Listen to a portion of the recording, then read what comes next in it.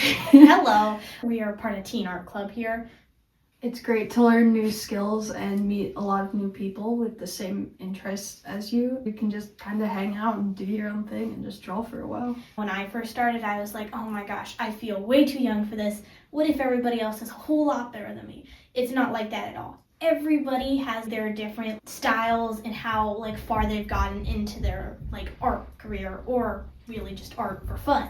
And we all understand that here, and it's important that you know that when you think about this place. It's definitely a very accepting place, and you can just be yourself and have fun. My journey started with my relationship with Jesse Revick, who's our program director. Jesse and I would have lots of conversations about the need for art education that was outside of a degree-seeking situation, and making sure that people had access to learning and experimenting that was guided by people who knew what good art and art education could look like.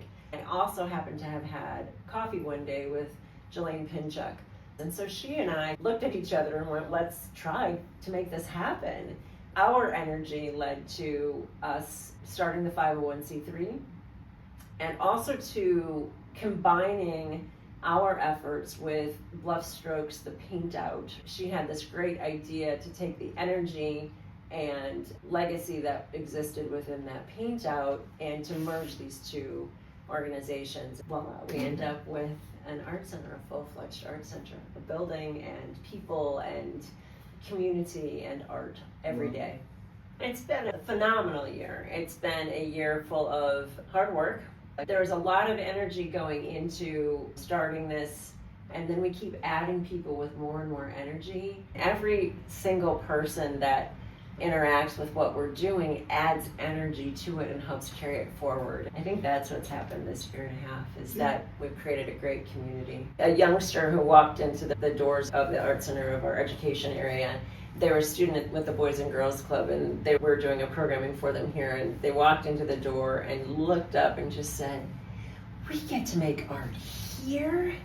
That's how I feel coming to work every day, right? That this is where I get to make art. But seeing that from somebody else, hearing that from folks who are coming to the art center is just the best thing. We called up the art center here and signed up to come and see the place, and had a tour and met our directors, and I thought, wow, it just blew me away. It was the best art center I've ever seen, even in Santa Fe, New Mexico. Best art center I've ever seen.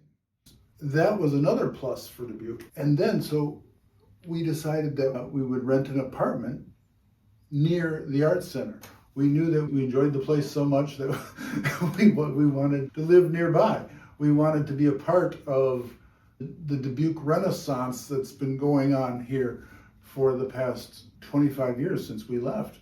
It's remarkable, the things that have happened. My hopes would be that we have artists who are part of the common studio area and they're making art here on Sundays and in the evenings and while we have classes going on upstairs, that the programming, the learning that we have going on now expands, that we can provide more opportunities that fit the need for those who want to use our services, that we can find our way to being the space that is really about art for everyone, that we are meeting them where they are, providing the next version of what Dubuque needs for visual art.